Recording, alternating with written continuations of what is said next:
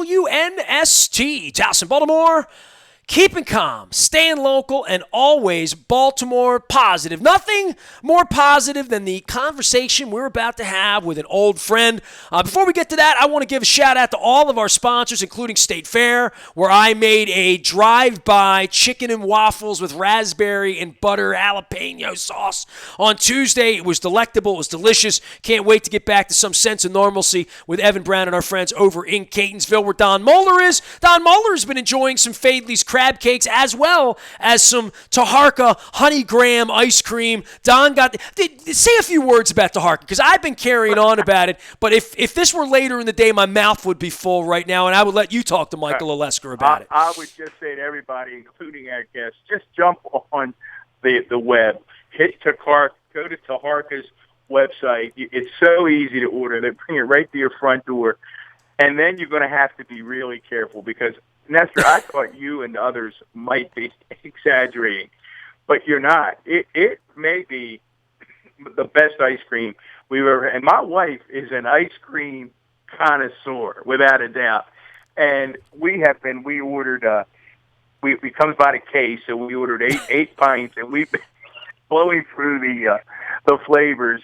Every one is better than the one before. So can't welcome Taharka enough, and not just because they're a sponsor. If you like ice cream, jump on the website, order some. It comes right to your front door. You will not be disappointed. Well, we're looking forward to getting back to Fadley's and State Fair, and of course our friends at Moeller and Gary. Jeff Moeller closing deals out there with mask on, showing homes online, doing it all safely. Find them at Moeller and Gary, and I'm going to get Jeff on here after the election. Don, I'm going to let you do the honors on this one, because every time I talk to this guy, he calls me kid. And I love it. The only thing he could call me that would make me even happier would be if he called me hard metal, which was John Stedman's nickname for me back at the Baltimore News American. So you go ahead and do the honors here on Michael Olesker. That's because Michael and I are old, but it is a pleasure to welcome to Baltimore Positive, longtime really an icon, Baltimore reporter Michael Olesker, WJZ, currently with Jay Moore. Michael, welcome to Baltimore Positive. It's great to be here. It's great to be talking with two old friends. It's great to hear your voice, and I guess there's this is the timing. And look, we would have loved to have you out for a crab cake at Fadley's or shrimp and grits over at State Fair, and we got ice cream now.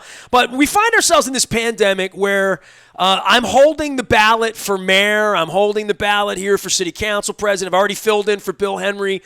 The history of doing these kinds of conversations, and you and I have been friends through baseball and sports and journalism and all this, but it got personal for me 2 years ago when I've seen this TV con man maniac running the country on a daily basis. And I saw Don running Baltimore County after the incredibly tragic death of Kevin Kamenetz that summer. So right about 2 years ago now, my wife and I had a bad experience in Fells Point, and I started to ask the question, can this thing be fixed? And elections are where we try to fix these things and where we try to make them better. You've been at this a lot longer than I, and I've seen Avalon, and I talked to Barry Levinson about this last year and what Baltimore looked like in the 40s and the 50s. And Don tells me about losing his dog at Friendship Airport when the Colts won a championship in 58. And I grew up reading you and Stedman and all of that. And I grew up in the early 80s seeing William Donald Schaefer come down and take a plot of grass and turn it into what is literally my backyard and where I've chosen to live the last 2 decades of my life at the Inner Harbor. You've seen all of this, and we're waiting for this next thing. And I was getting on airplanes 2 years ago, landing in Cleveland, Detroit, Indianapolis, Charlotte, Nashville, all these places I used to go to and say, these places suck. Baltimore's way better than that. Even though we lost our football team, our place is better than that. We got the harbor, we got this, we got that. And now 25 years later, I go to these places and see that they've lifted, they were inspired by Baltimore and lifted their communities up. Detroit, and we're now at that place where we need this election and the things that we're doing here to make our place better. And I know how frustrated people of we talked to Dan Rodricks, and Don airs his frustration, but anybody that came even before me sees Baltimore in a different light. And I think it's incumbent upon all of us to listen to our elders to say, we made this place great one time and we can do it again, and here's how we got to do it. We got to go at this a different way. Well, I think that we're talking about a city that is right now the victim of its own narrative. You mentioned William Donald Schaefer. I covered his first campaign for mayor back in 70, 71. Don, you remember that. You remember that Schaefer was city council president before that. I remember trailing him around and watching him campaign. He was the antithesis of the person he became. As mayor, he was this guy wearing funny hats and dipping into the seal pool in a turn-of-the-century bathing suit. And those are the things we remember him for. As a first-time campaigner for mayor, it was painful to watch him. He was the most shy individual you ever saw. People knew him from being on the council for years. They would come up to him, "Hey, Don, how you doing?" He couldn't even make eye contact. He was so shy. "Hi, how you doing?"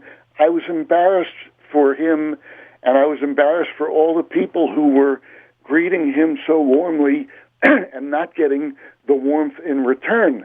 Now, the reason I'm bringing all this up is because as mayor, he took on a role, and that was a chief cheerleader. Look, he already knew every brick in town. He had been on the council for years. He had been city council president for a term. The issue wasn't whether he knew what was going on with the city, but what he was going to do about it. Now, remember, in 70, 71, 72, we were still living under the shadow of the 68 riots. There were people who were saying, "I will never go downtown again," just as they're saying it now in the extended aftermath of the Freddie Gray riots, which were a tiny, tiny fraction of what we went through in 68. What Schaefer did was he established a new narrative. That narrative was, and Don, you remember this, Ernesto, you may be young, Baltimore is best. Remember that, Don? Absolutely. I grew up as a young boy in the 70s. Baltimore is best. And the hot shot, Artie Donovan shooting baskets at trash cans to get the trash off the street. Right. All of that. Yeah, and we've spoken with Wasserman, and we've gone at length with Fraser about all of the history of his legend, and his statue sits at the foot of my home. Someone put a mask on it last week, Michael, and I had to share the picture of Mayor Schaefer. I call him Mayor, not Governor Schaefer, right? But we sort of look back at that as sort of this glory period, Camelot thing, and I would say there's a large portion of Baltimore that doesn't look at him in that way because it didn't fix their side of town, right? All right, well, this isn't. Let me get back to this idea of narrative. Sure. I'm not here to say that William Donald Schaefer was the greatest, was our version of FDR. He didn't get a grip on a number of things, including the public school system. There is still obviously a big difference economically between blacks and whites in this town. But what he did was, though, he got this narrative going that we were terrific. And, you say something long enough, and unfortunately Trump is proving that. The mask. Even if you're not telling the truth, a certain number of people will believe it. Well, in Schaefer's case, it was a benign lie that Baltimore was bested, it was great. And O'Malley was calling Baltimore the greatest city in America. Again, trying to establish a narrative. Now, here's the other thing to keep in mind. Schaefer became mayor and was mayor for 15 years at a time when we still had in Baltimore mass media. When I was writing columns for the Baltimore Sun, I was probably writing for 500,000 people 3 times a week. When I was simultaneously doing nightly commentaries on WJZ, roughly the same number of people. And look, you guys know what it's like to speak in public. When I started at JZ, you can't imagine a more nervous person than I was. And I sat down that first night on the air between Jerry Turner and Al Sanders, two of the greatest guys imaginable, and two of the most popular guys imaginable. And I'm terrified. And I remember one of the cameramen in the studio saying to me, "Hey, relax. There's only 500,000 people going to be watching you." Well, I got through it okay, and I was on for 20 years. But the larger point is, it was a mass medium. Schaefer was coming of age at a time when television was really finding itself with the new electronic hardware, the ability to take cameras anywhere, and he knew also that TV wasn't so interested in issues as it was in pretty pictures. He gave us those pictures by putting on funny hats and dipping into the seal pool, but while he was there, he was establishing a narrative in our heads. Hey, Baltimore is fun. Hey, it's okay to go downtown. We don't have mass media anymore. When I was at the Sun, our newsroom had more than 400 people in it, and we were covering everything, not only in Baltimore, but around the world. Today, never mind having a bureau in London or Paris, they don't have a Baltimore County bureau. They don't have 400 plus people in the newsroom. They have under 100. They don't have 500,000 people reading it every day. It's under 100,000. Television, local TV, they don't have 500,000 people. They have maybe 20,000 people in the whole state who are watching it at one time. We don't have mass media the way we used to. And what I'm getting at is, if you're the next mayor, what do you do to reach that mass audience?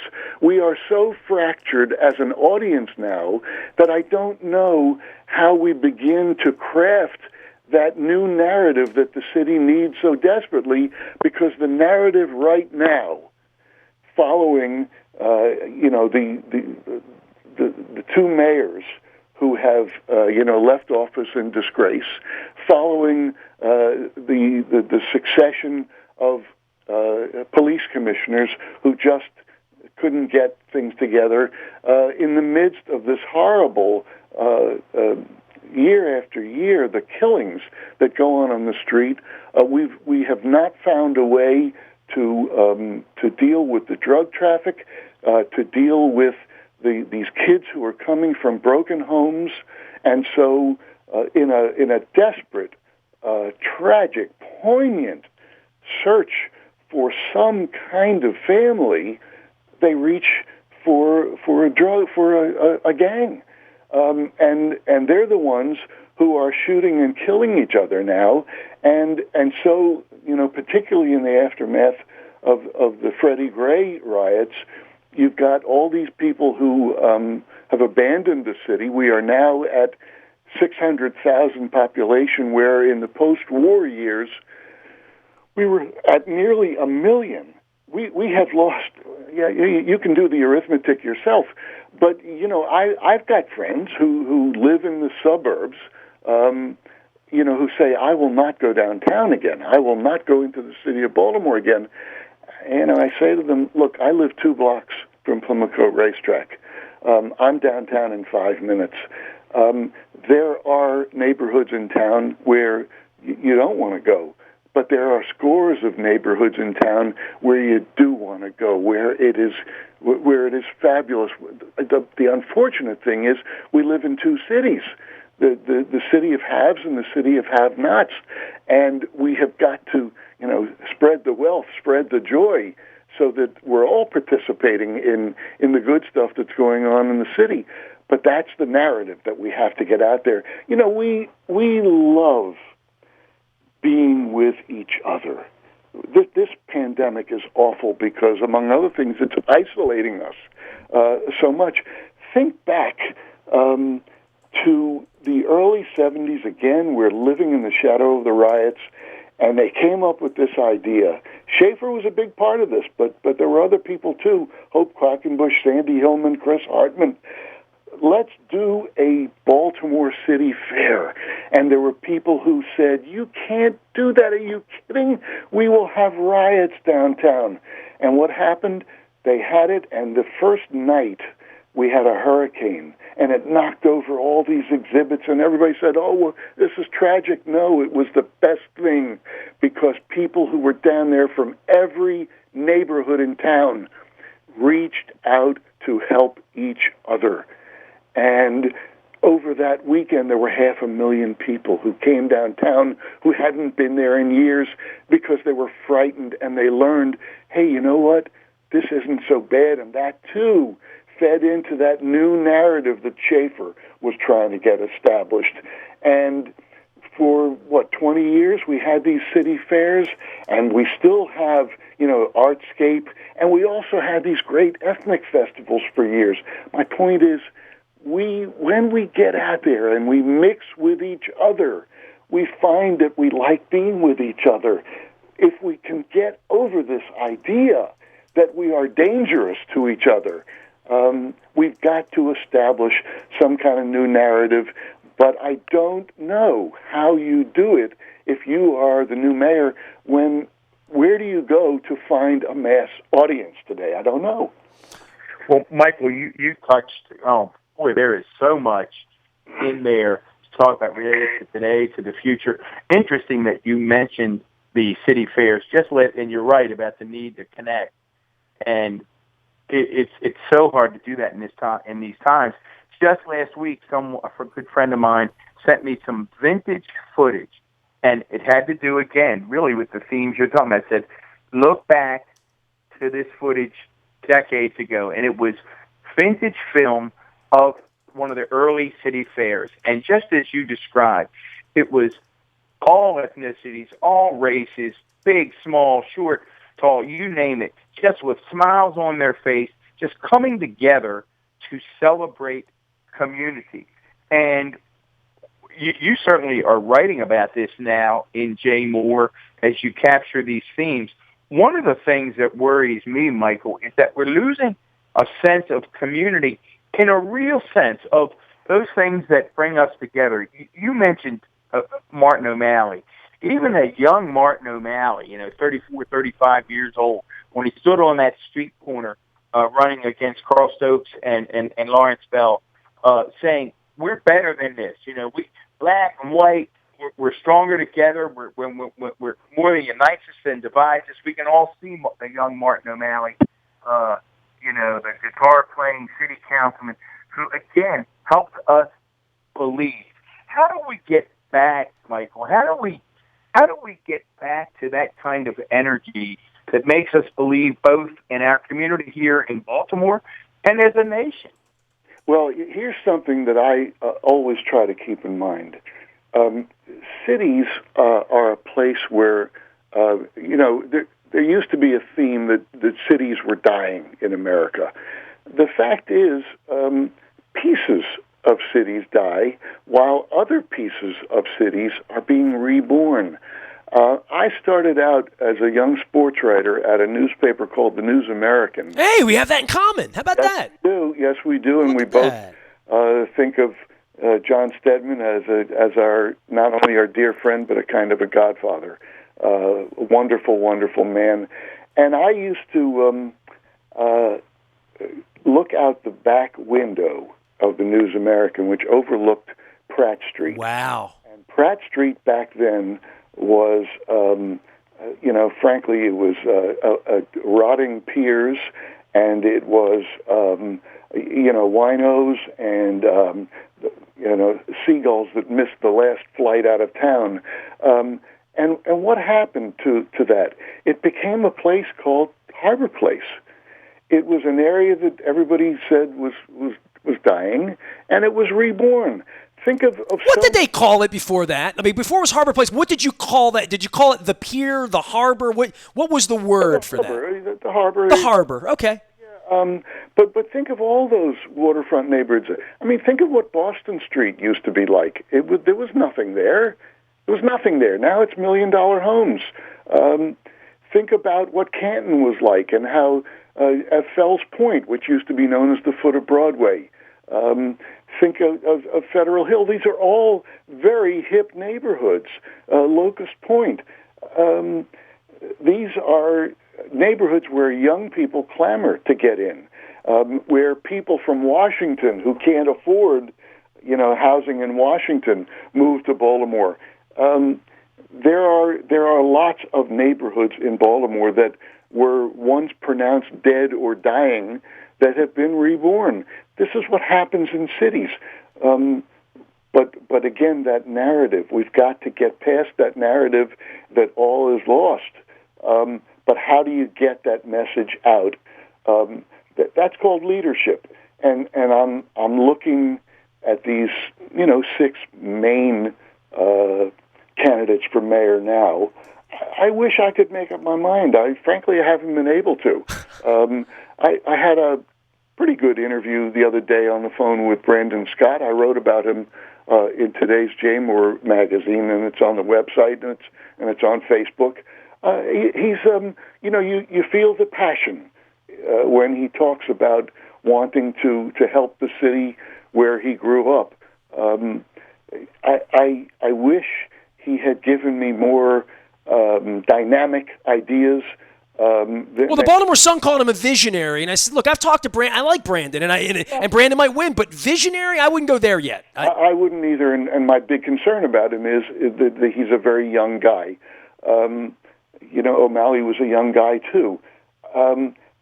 My problem, I guess, with somebody who's in his mid-30s who has not been around a lot is a texture, a depth of experience. I recently reread Fraser Smith's biography of William Donald Schaefer, and what struck me most forcefully is how prepared Schaefer was, how he knew every inch of Baltimore, knew how to make the system work. And, I hope that whoever the next mayor is will know how to do that, but I certainly don't see anybody with the kind of experience that Schaefer had. Again, an imperfect man, an imperfect mayor, but a guy who came into office fully prepared. And I'm not sure which of these candidates is that person. Well, Michael, it's interesting that you mentioned Fraser's book. We've had Fraser on Baltimore Positive twice. He talked about William Donald Schaefer at length. And one of the things that he zeroed in on with William Donald Schaefer was the fact that he was absolutely passionate about finding the best and the brightest people to be part of his administration. And the fact that he did not need to be the smartest guy in the room, but he wanted really committed people on his team to help him make the city better. And I think that's one of the things that we all hope for in a next mayor. But I'm curious. Let me address that for a moment, Don. Yeah, sure. Because no mayor is better than the people he has around him or she has around her. Schaefer had, for example, Bob Embry out of housing, and so many of the best ideas. And Embry was one of the people who got behind that first city fair. But so many of the good ideas that were moving the city back then came out of Embry's housing department, to the point where Jimmy Carter brought him to Washington, as an undersecretary of HUD. But any mayor has to surround himself with good people. I love Kurt Schmoke. I admire him in so many ways. I think a big problem that his administration had, in addition to catching a bad break historically with the crack epidemic, was that he did not surround himself with good people. We instead of having a Bob Embry at housing, we had a Danny Henson at housing, and the less said about that, the better. Here's something else that Schaefer did that he doesn't get enough credit for. He surrounded himself with really smart women. Joan Bereska, Janet Hoffman, Hope Quackenbush, Sandy Hillman, Marion Pines, on and on and on. And, this was way before women had made the kind of strides, thank God, that they have made in our era. Barbara Mikulski loved sitting down last year and telling us about the fights with Schaefer, which yeah. I'm sure you refereed in the newspaper back in the day, right? Schaefer and I had a few. He was a colorful guy. He was easily angered. He was. I could tell you stories, but they may go a little too long. But he was. Well, it's funny that everyone speaks of him in such reverential tones, and there's a statue and stuff. And to you, he's a guy who changed the city, but you still fought with him anyway because being held accountable, he felt like that was part of his gig, right? Well, that's the job of a newspaper columnist, a TV commentator, is to hold politicians accountable, to cast a critical eye, I saw much to admire. He's the guy who brought my city back to life, and so I admired him for that. Did he make mistakes? Did he have flaws? Yeah, and we fought about them. But to the end of his life, we remained people who respected each other, and I count that as a good thing that we each understood our roles. Michael, boy, again, we are going to have you back. When we're with longtime News American Baltimore Sun, WJZ reporter, commentator, currently with Jay Moore, Michael Olesker, truly a legend in the Baltimore media world. As I said, we're going to have you back on at some point because there's so much to discuss. When you just talked about your relationship with William Donald Schaefer, and you remained to the end, two people who respected one another and had an admiration for one another, I think that's where I get so frustrated. One of the litany of things that I could fill a book with about this president that frustrates me is I try to say to my friends who jump on this crazy, the press is the enemy of the people, you can't trust the media, and I tell them, I say, folks, I've dealt with the media for 30 years. Now, did we always agree? No. Did I get angry at them? Did they get angry at me? Of course. But they were never, ever the enemy of the people. I kid Jane Miller all the time, and we're going to have Jane on soon.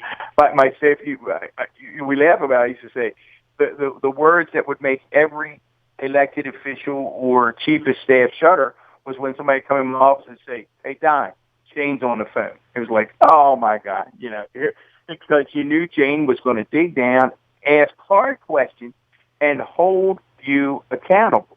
I use Brian Sears, who's now at the Daily Record, as an example. Brian was a bulldog, and Brian covered me and my bosses, really in a really, really tough way.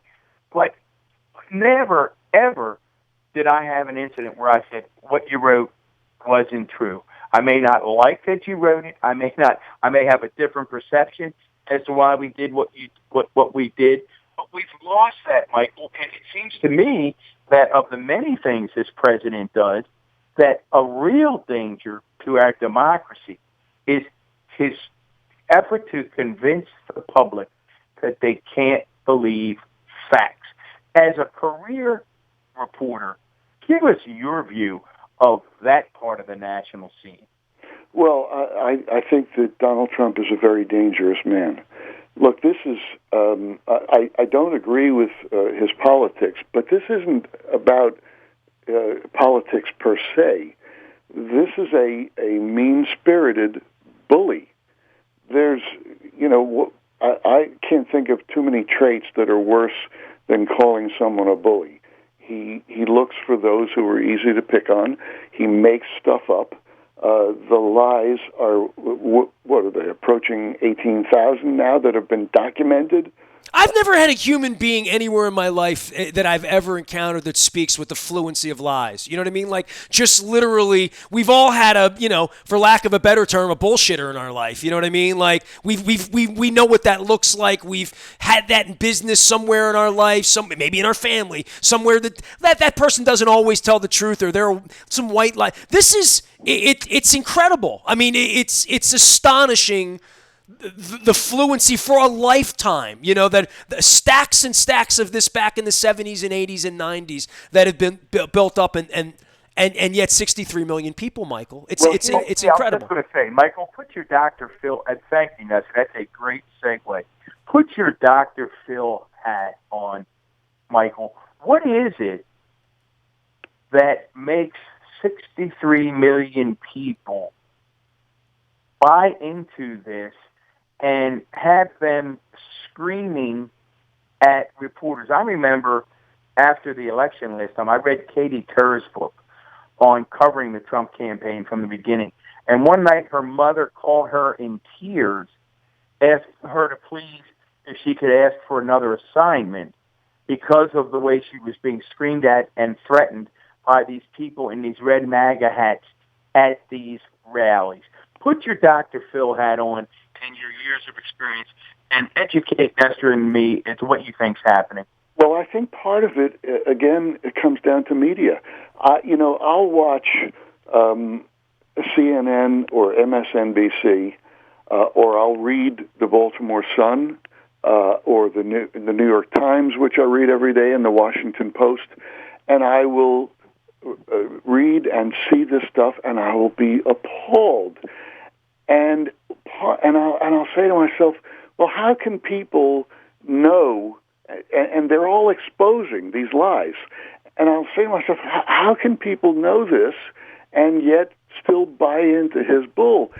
And I come up with the same answer every time, and that is there are millions and millions of people who are not hearing this because they're getting their information from Fox or from Limbaugh or from any of these right-wing radio broadcasts, that it's a whole different set of, you can't even call them facts, that they're hearing and that they're not hearing.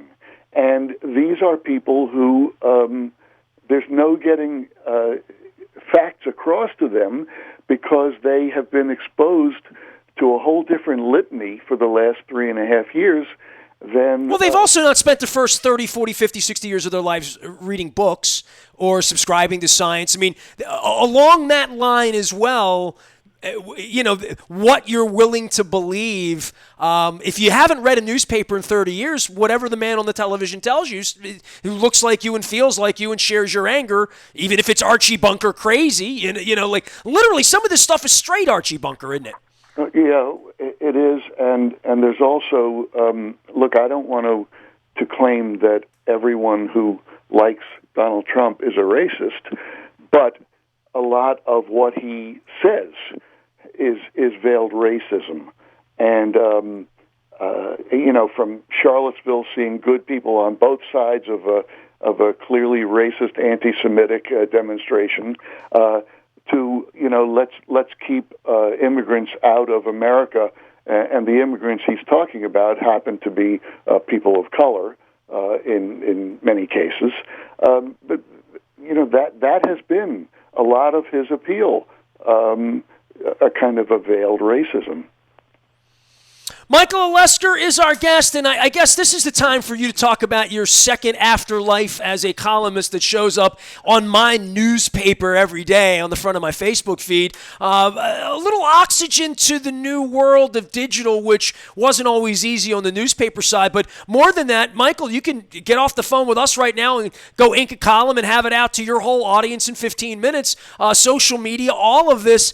for old guys like you and me that saw hot metal type back in the day on at the corner of South and Lombard, it is a wide, wide world, isn't it? Of video and Instagram and pictures, and it also allows you to still be extremely relevant on my timeline, pal. Thank you. There are lots of outlets these days. I spent a couple of years doing national radio recently for an outfit called Talk Media News, where I was talking to stations all over the country several times a week. And I've been writing for Jay Moore for a few years, and I write for another website called the Baltimore Post-Examiner, which is also carried on Facebook.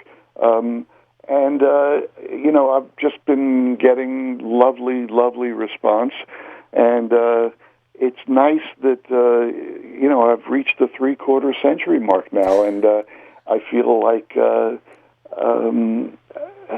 I've got new life in that 75 used to mean something that I hope it doesn't mean anymore. It used to be that it was considered a remarkable age, but, people are routinely living into their 90s these days, and I feel as vital as ever. And I hope that I can keep doing this for as long as people want to keep reading me. Well, if you want to stay alive another 2 decades, don't be so pissed about the Colts. You got to let that go, Michael. You're writing great stuff. I encourage everybody to stay up with Michael Olesker and Jay Moore. I have to ask you, and I know you're against the clock, real quick before we let you get out of here, and this is a preface to my question. I'm assuming, Roderick said written somewhere like 6,000 columns. I'm assuming you're in the same ballpark or more. Are you, I should have asked Dan this, are reporters like Jim Palmer and Cal, we had Cal on who remembers every pitch he ever took.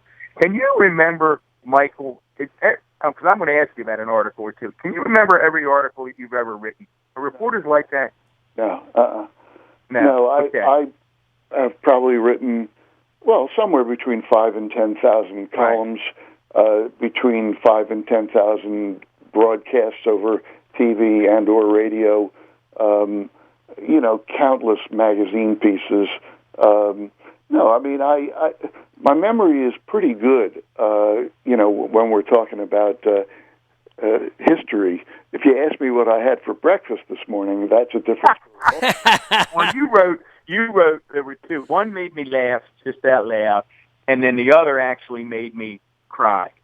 And the one that made me cry, I'm a crier anyway. Me too. The one that made me cry was the one you wrote the day after the last game at Memorial Stadium. And I was in the upper deck, and I was with some friends, and I was with my mom, who was in her 70s at the time, and can remember the tears coming down my face as I realized what was happening as when the Orioles made that brilliant decision just to have the players come out of the dugout at the end to the Field of Dreams music without even telling you. I think the sense was, if I have to tell you who these guys are, you probably shouldn't be here. And the next day, your column, there was part of your column where I can almost remember this sentence verbatim, Michael. You said, for years, moms and dads, actually I can get well up thinking about it now. For years, moms and dads took their kids to Memorial Stadium. Yesterday, the kids returned the favor. I don't know if you remember that column. Absolutely. I was sitting in the upper deck behind home plate. It was a day when we were all reminiscing about, going there with, parents. It's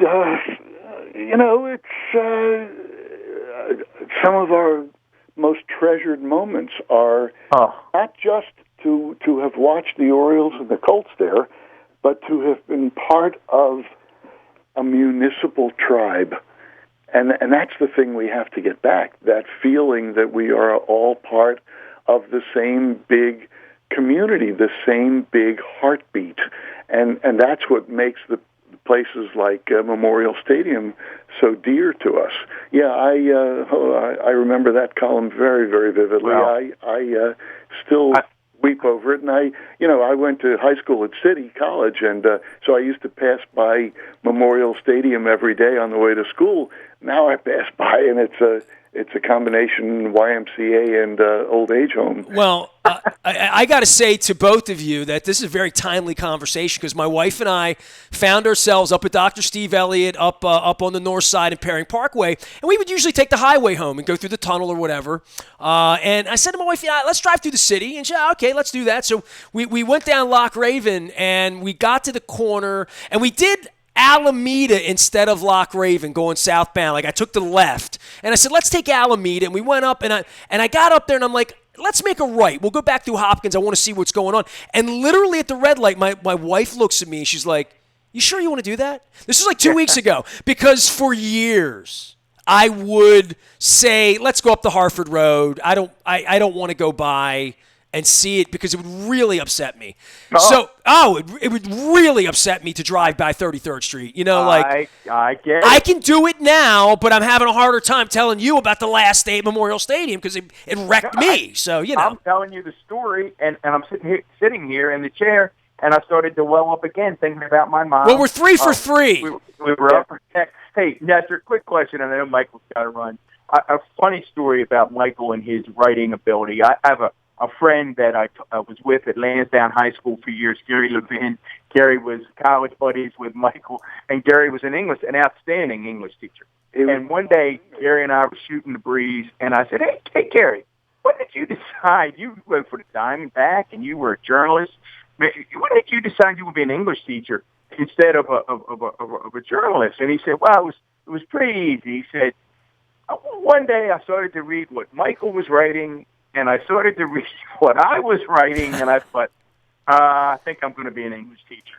So, a high praise from Gary Levin for your effort all the way back then, Michael. Well, he was sports editor of the Poly Press when I was sports editor of the City College Collegian, and he has told that story, but it's not true. Gary happens to be a terrific writer and a very funny writer as well, but it's very kind of him to say that. Real quickly, I can, like you guys, I can remember the first time I went to Memorial Stadium with my father and looking up at that inscription, "Time will not dim," and I felt I was 9 years old, and I felt as if I were entering a holy place just from that inscription. And went in, and unfortunately the rest of the evening didn't play out quite that way because Whitey Ford pitched a 3-hitter against us. Yankees won 6-0, but I do remember vividly Mickey Mantle hit a home run that night off Ray Moore that must have landed on Greenmount Avenue. We all have great memories of Memorial Stadium. If you have me back another time, we can talk sports. How about that? Oh, you make me cry. That's all you do. I hope you'll come back and we've just scratched the surface. Continue to love what you're writing on Jay Moore, and really thanks for being part of all of us over the years, part of the journey, and help really painting the picture of Baltimore and a nation for us. It's invaluable. I can't thank you enough, and we certainly will have you back. Thank you both for all the kind words. Hey, man, let's make Baltimore better. Let's get out and vote. I'm holding my little voting certificate up here. We don't need turnout. We need turn in. Fill it out. Sign it and send it in. Don Moeller, former Baltimore County executive, for him and all of our sponsors, including Taharka Ice Cream. I'm going to hold the empty Wake and Bake up here. Moeller has 8 of these in his freezer right now, so you can go grab these. Taharka, made in Baltimore, delicious. Start with the honey graham and just go down the slope and make your summer a little better. A lot of things we can't do. One thing we can do is eat ice cream and enjoy it. The other thing we can do is go to a state fair. I went over for some chicken and waffles. It had been 10 weeks and 6 days. I did the math on it since I last had the chicken and waffles, and it was a mistake waiting that long. It might not be 10 days before I get back over to State Fair in Catonsville. Big thanks to Evan for his support of all we do here at Baltimore Positive, as well as everyone at Fadley's. I had a crab cake, French fries, coleslaw, and mac and cheese to go last week. Don Moeller's made 2 runs that way. I'm going to get back over for a big old crab cake next week as well. 'Cause summertime, I got to have 1 crab cake a week. And they're best, and they're local, and they deliver anywhere you are. Fadley's will ship you crab cakes. Go to Fadley's out on the internet. Don't forget Moeller and Gary Realty. If you are buying, selling your home, it's a little more difficult, but Jeff makes it easy. Moeller and Gary Realty, find them out there. They will list it, get it sold, get it on the market, and do it safely online. It's a whole new way of life for everybody. And if Michael Olesker can figure it out, I can figure it out. I am Nestor. Nasty at WNST.net finds me. We are WNST.net, AM 1570, Towson, Baltimore. Keeping calm, staying local. Nothing more local than Moeller and Olesker together today. And always Baltimore positive.